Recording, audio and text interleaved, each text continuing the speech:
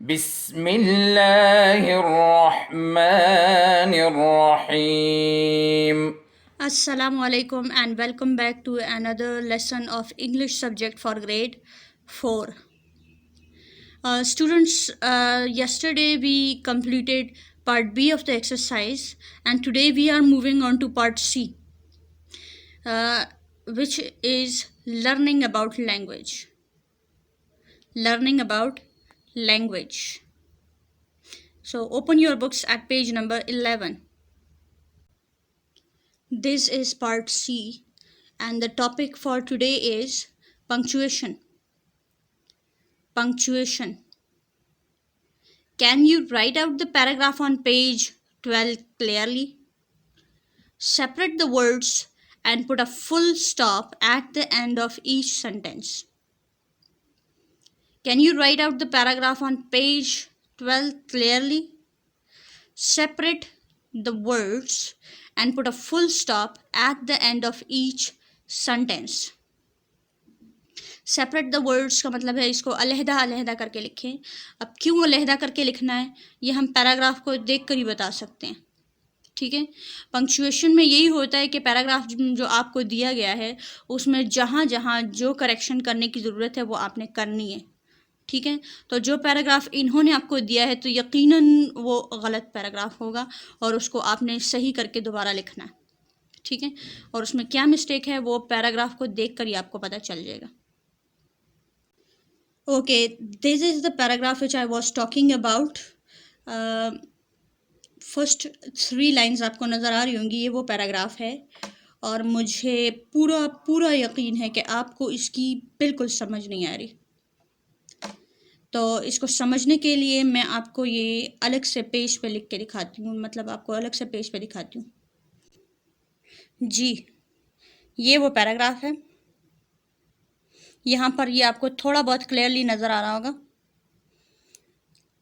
लेकिन यहाँ पर भी ये कंप्रीहेंसिबल नहीं है, इजीली अंडरस्टैंडेबल नहीं है, क्योंकि इनके जितने भी वर्ड्स हैं उसमें कोई स्पेस नहीं है. हमें जितने भी वर्ड्स इसमें हैं उनको अलग अलग करके दोबारा से लिखना पड़ेगा, तब जाके ये करेक्ट पैराग्राफ लगेगा.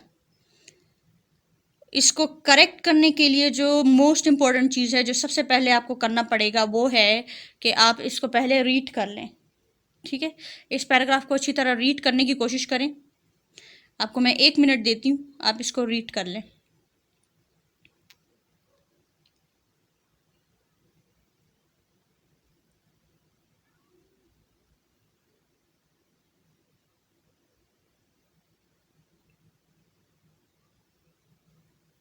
आई होप थोड़ा बहुत कोई आइडिया आपको हो गया होगा कि इसमें क्या क्या वर्ड्स हैं. तो चले इसको रीड करते हैं. A long time ago, people wrote without putting any breaks between words. This made reading very difficult. You can see what I mean from this example. It is better to separate the words and sentences. मैं इस paragraph को एक बार फिर पढ़ रही हूँ ताकि आपको क्लियरली समझ आ जाए कि इसमें क्या क्या कहा है. लेकिन एक बात याद रखिए, जहाँ पर मैं रुक रही हूँ वहीं पे आपने फुल स्टॉप लगाना है. तो आप याद रखिए कि मैं कहाँ रुकी, उसी पॉइंट पे आपने फुल स्टॉप बुक में लगा लेना है. ठीक है. A long time ago, people wrote without putting any breaks between words. This made reading very difficult. You can see what I mean from this example.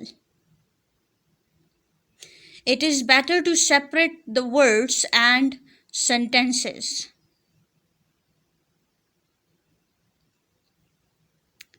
Okay. अब इसको करेक्टली लिखने का वक्त आ गया है. पहले हम इसमें जितनी भी मिस्टेक्स हैं उसको यहीं पे पॉइंट आउट करेंगे. ठीक है. और मैं यहाँ पर पेंसिल की मदद से आपको दिखाऊंगी कि कहाँ पे क्या क्या करेक्शन करनी है.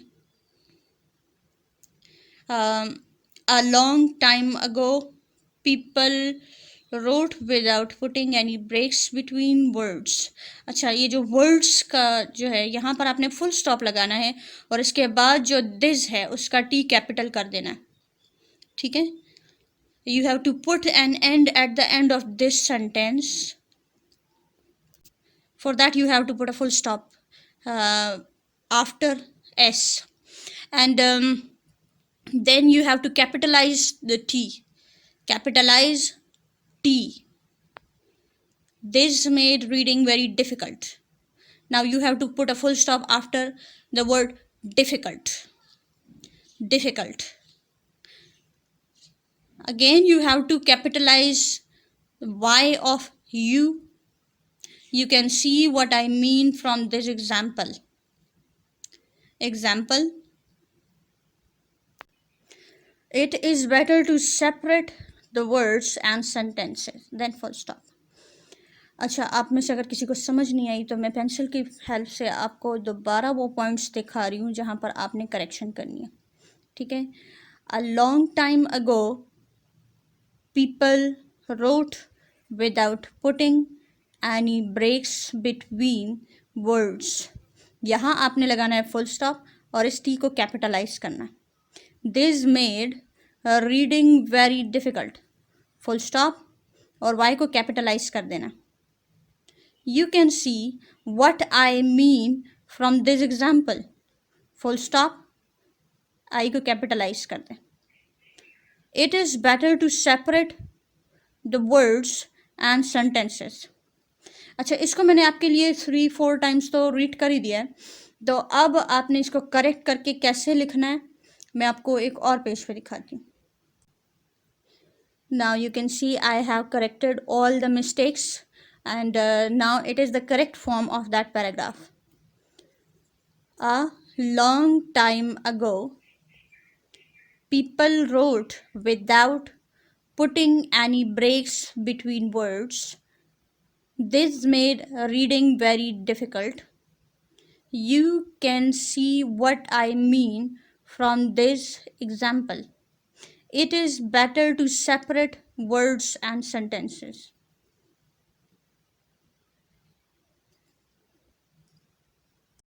अब पंक्चुएशन के बाद एक और टॉपिक है इसी पार्ट ऑफ एक्सरसाइज में, लर्निंग अबाउट लैंग्वेज में, यूजिंग येट। अच्छा, येट का जो अपना मीनिंग है उसका मतलब है कि अभी तक, लेकिन येट के लिए एक और वर्ड भी इंग्लिश में यूज़ होता है जो कि है स्टिल, स्टिल, ठीक है। और दोनों एग्जैक्टली सेम मीनिंग देते हैं, बस जस्ट सेंटेंस में डिफरेंट जगहों पे यूज़ होते हैं, तो वो यूज़ आज आपको सिखाया जाएगा। Read the following sentences. They still have not arrived, वो अभी तक नहीं पहुँचे। They still have not arrived, they have not arrived yet, वो अभी तक नहीं पहुँचे। दोनों सेंटेंसेस के जो मीनिंग्स हैं वो बिल्कुल सेम है। दोनों सेंटेंसेस जो मीनिंग दे रहे हैं वो बिल्कुल सेम है, लेकिन एक में स्टिल का वर्ड यूज़ हुआ है और एक में येट। मतलब आप स्टिल यूज़ करो या येट, एक ही बात है। डिफरेंस सिर्फ ये है कि स्टिल सेंटेंस के बीच में आता है, हेल्पिंग वर्ब के अराउंड कहीं पे आ जाता है, और जो येट है वो सेंटेंस के एंड में यूज़ होता है, ठीक है। The man has still not finished the work. इसको आप कैसे चेंज करोगे? The man has not finished the work. The man has still not finished the work. आदमी ने अभी तक अपना काम कंप्लीट नहीं किया। तो इसका क्या जवाब है आपके पास कि आप इसको कैसे yet में चेंज करोगे? The man has not finished the work yet. The man has not finished the work yet. ठीक है, स्टिल को बीच में से काट के सेंटेंस के आखिर में येट लगा दिया, ठीक है। Faiza has still not told her parents. Faiza has still not told her parents. हाँ, इसको आप कैसे चेंज करेंगे? Faiza has not told her parents yet. Faiza has not told her parents yet. Munir has still not left the hospital. Munir has still not left the hospital. Munir has not left the hospital yet. Munir has not left the hospital yet. The children have still not eaten their lunch. The children have still not eaten their lunch. The children have not eaten their lunch yet. The children have not eaten their lunch yet. The postman has still not brought the letters. The postman has still not brought the letters. The postman has not brought the letters yet. The postman has not brought the letters yet. अच्छा, यहाँ पर मैंने कोई book पे कोई changes वगैरह कुछ नहीं की, क्योंकि ये आज का आपका होमवर्क है कि आपने इसको ख़ुद करना है। ठीक है, ख़ुद आपने इसको कंप्लीट करना है और ख़ुद ही आपने इसको करना है। ठीक है, अब आप इसके नेक्स्ट क्वेश्चन की तरफ देखें ज़रा। Note the following uses of yet. Have you met the neighbors yet? Have you met the neighbors yet? अच्छा, पहले के जितने सेंटेंसेस थे उसमें हमने नोट किया कि एक काम अभी तक हो जाना चाहिए था बट अभी तक नहीं हुआ। मतलब the man has still not finish the work, अभी तक उस बंदे ने काम कंप्लीट नहीं किया। फायजा ने अभी तक अपने पेरेंट्स को नहीं बताया। मुनीर अभी तक हॉस्पिटल से नहीं निकला। बच्चों ने अभी तक खाना नहीं ख़त्म किया। मतलब ऐसे ऐसे काम जो अभी तक हो जाने चाहिए थे लेकिन हुए नहीं। यहाँ पर येट और स्टिल का ये यूज था। लेकिन क्वेश्चन नंबर 3 में आप देखें, have you met the neighbours yet. यहाँ पर ये है, पूछ रहे कि एक काम जो होना चाहिए था क्या हो गया है या नहीं। मतलब पूछ रहे, have you met the neighbours yet. अच्छा, यहाँ पर हम इसको स्टिल में चेंज नहीं कर सकते क्योंकि यहाँ येट का मतलब अभी तक के मायने में आ रहा है, लेकिन स्टिल जो है वो उस सिचुएशन में यूज़ होता है कि एक काम हो जाना चाहिए था बट नहीं हुआ। लेकिन यहाँ पर येट की जगह हम स्टिल नहीं यूज़ कर सकते। इस सिचुएशन में हम सिर्फ येट ही यूज़ करेंगे। लेकिन इस क्वेश्चन में आपको कहा है कि make some sentences like those above. ये जो अभी आपको सेंटेंसेस दिए हैं, have you met the neighbours yet, have you finish your work yet, have you brought the message from the father, और have you told your parents yet. तो जो ये क्वेश्चन फॉर्म में है, यहाँ पर हम सिर्फ येट इस्तेमाल कर सकते हैं। क्वेश्चंस में हम स्टिल का इस्तेमाल तकरीबन नहीं कर सकते। He arrived yet he did not stay long. He arrived yet he did not stay long. अब यहाँ पर जो थर्ड यूज़ है येट का वो ये है कि एक काम हो तो गया है लेकिन इसके बावजूद जो एक्सपेक्टेड था वो नहीं हुआ। ठीक है, मतलब आपको कहा था कि ही हैज़ंट अराइव्ड येट, ही हैज़ंट अराइव्ड येट। अगर हम इस तरह लेते हैं कि वो अभी तक आया नहीं, लेकिन जब आ गया उसके बावजूद जो एक्सपेक्ट किया जा रहा था कि वो ज़्यादा दिन हमारे साथ रहेगा, तो वो नहीं हुआ। Yet he did not stay long, he arrived yet he did not stay long. इस पे हम काफ़ी सारी सेंटेंसेस बना सकते हैं। He agreed yet he wasn't happy. He agreed, वो मान तो गया बट खुश नहीं था। ठीक है, yet he was not happy, इसके बावजूद वो खुश नहीं था। यहाँ पर आप इसके बावजूद के मायनों में ले सकते हैं कि आ तो गया बट रुका नहीं। ठीक है, बट के मायनों में इसके बावजूद के मायने में आप इसको ले सकते हैं। मतलब यहाँ पे आपको 3 यूजेस येट के दिए। नंबर 1 जो यूज था वो ये कि एक काम जो अभी तक हो जाना चाहिए था बट हुआ नहीं, तब हम कहते हैं कि अभी तक नहीं हुआ, तो still not finished, still not told, या still not left, still not eaten, still not brought, ये सारे अभी तक हो जाने चाहिए थे बट नहीं हुए। लेकिन ये जो क्वेश्चन नंबर 3 में सेंटेंस नंबर 1 है, तो वहाँ पर क्वेश्चन फॉर्म में है कि अगर किसी से सवाल पूछ रहे हैं और वहाँ पर आपने येट लगाना है, तो वहाँ आप उसकी जगह स्टिल यूज़ नहीं कर सकते। ठीक है, उसमें आप स्टिल नहीं यूज़ कर सकते, आप या बल्कि यूज़ कर सकते हैं बट कुछ सिचुएशन में। और ये क्वेश्चन नंबर 3 का पार्ट बी जो है, इसमें आपको जो सेंटेंस दिया हुआ है, ही arrived yet he did not stay long, तो इसमें पार्ट ए जो है, मतलब ही अराइव्ड, ये जो पार्ट है, इसमें आपको एक सिचुएशन बता दी कि ये तो हो गया लेकिन इसके बाद जो होना चाहिए था वो नहीं हुआ। ठीक है, जो एक्सपेक्टेड था वो नहीं हुआ। ही arrived yet he did not stay long. इसकी कोई और एग्जांपल जो मैं देना चाहूँगी वो ये है कि he got good grades yet he did not get a good job। मतलब हमेशा अच्छे ग्रेड्स लेकर पास तो हुआ बट उसे अच्छी जॉब नहीं मिली। ठीक है, अच्छे ग्रेड्स के बाद जो एक्सपेक्टेड होता है अच्छी जॉब, वो नहीं हुआ।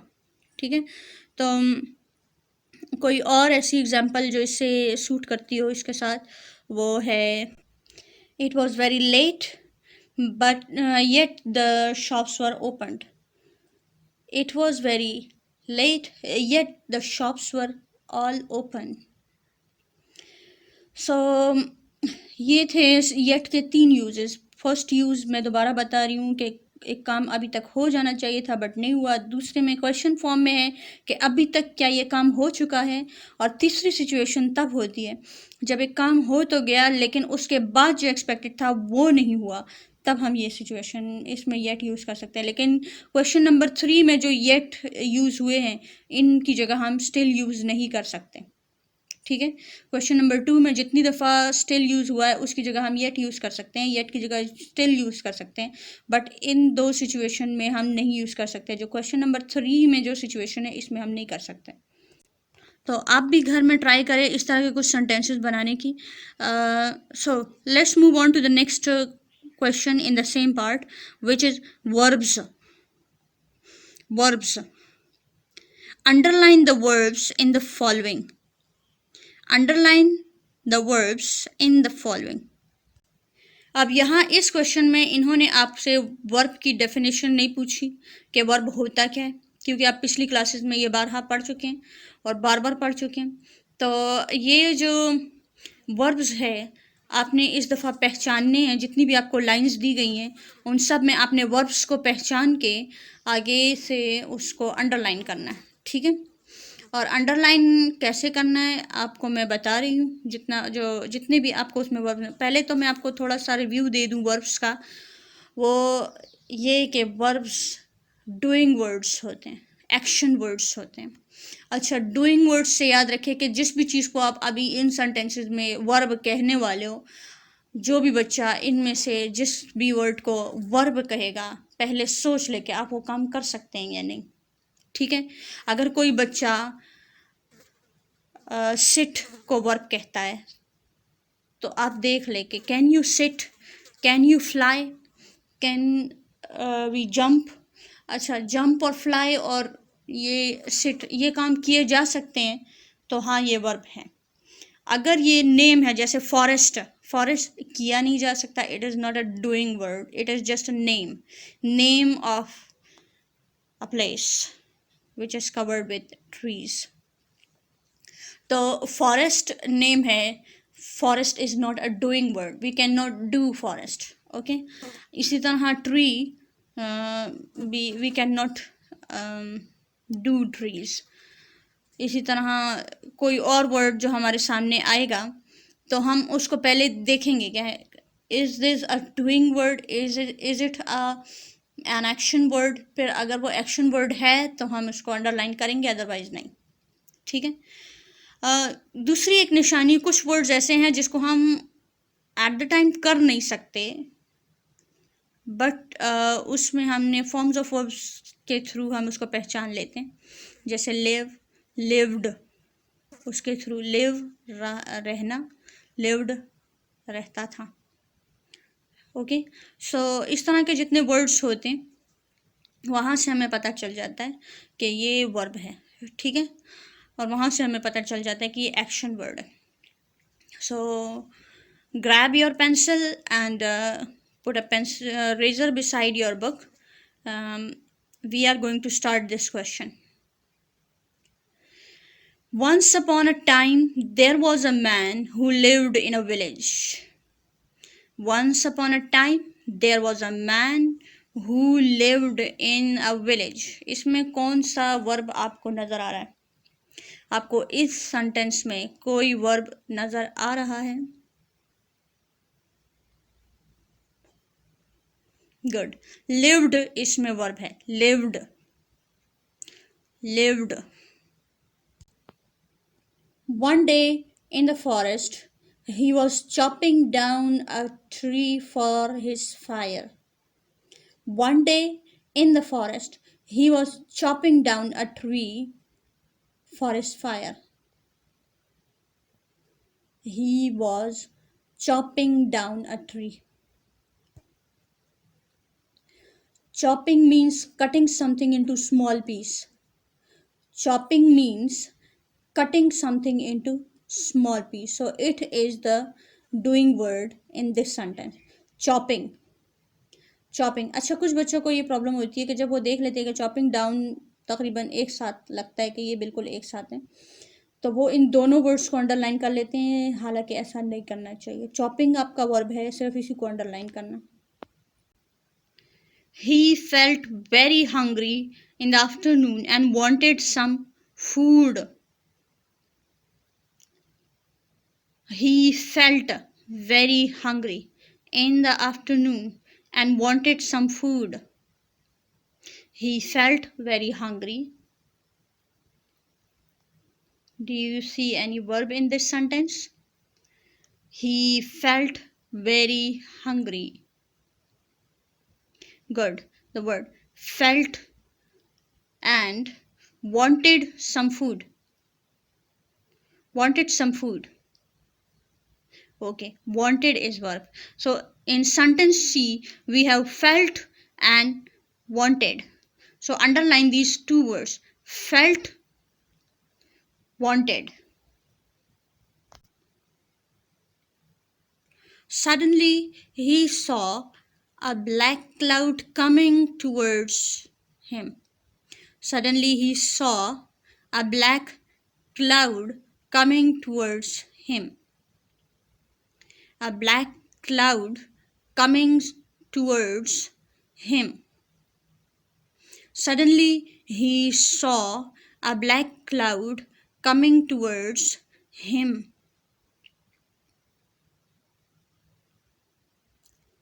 Black cloud coming towards him. Okay, there are two verbs in this sentence. They are saw, coming. Saw and coming. Okay, the next sentence is heavy rain poured down and the man took shelter under the tree. Heavy rain poured down and the man took shelter under the tree. Heavy rain pour down. अच्छा, pour down का मैंने आपको बताया था flow of water, लेकिन आपको मैंने उसी वक्त बताया था कि बारिश के लिए भी ये वर्ड इस्तेमाल किया जाता है कि ज़बरदस्त किस्म की बारिश शुरू हो गई। And the man took shelter under a tree, वो वहाँ पर ट्री के नीचे छुप गया। Okay, so heavy rain pour down and the man took shelter under the tree. poured and took. Poured, took. Then he noticed the fruit in the tree and ate some. He noticed the fruit in the tree and ate some. Then he noticed the fruit in the tree and ate some. उसने कुछ fruit notice किए और उनमें से कुछ खा लिए। जैसे उसने फ्रूट देखे उनको तोड़ के फ़ौरन खा लिया। So ate is the second form of eat. Eat का मतलब है खाना, एट का मतलब है खाया। ईट खाना, एट खाया। Noticed. He noticed the fruit in the tree and ate some. Noticed और ate को आप अंडरलाइन करेंगे। When the rain stopped, he picked up his axe and went home. When the rain stopped, he picked up his axe and went home. Stopped, picked, and went. Stopped, picked, went. Okay, these were the verbs. The first verb which we underlined was lived. The second was chopping. Third, felt, wanted, saw, coming, poured, took, noticed, ate, stopped, picked, went. आज के lesson में हमने part सी complete किया और part सी में हमने पहले punctuation की।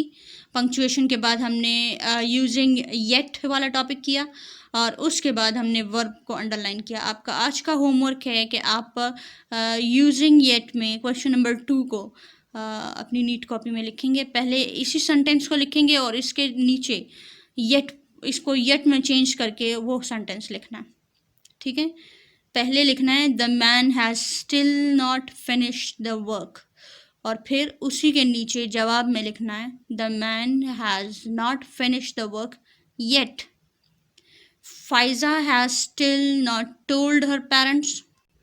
Pfizer has still not told her parents. ये लिखकर इसके जवाब में लिखना है नीचे Pfizer has not told her parents yet. फिर नेक्स्ट सेंटेंस लिखना है Munir has still not left the hospital. फिर इसका जवाब लिखना है Munir has not left the hospital yet और इसी तरह बाकी 2 सेंटेंसेस। ठीक है, यहाँ पर मैंने कोई हेल्प इस बुक में नहीं की आपकी, ताकि आप इसको खुद कर सकें। जहाँ कहीं कोई बात ना समझ आई हो तो आप पूछ सकते हो। किसी भी किस्म के सवाल के जवाब के लिए हम मौजूद रहेंगे। Okay, have a nice day. Have a nice day. Stay blessed. Allah Hafiz. اللهم انفعنا بما علمتنا وعلمنا ما ينفعنا وزدنا علما.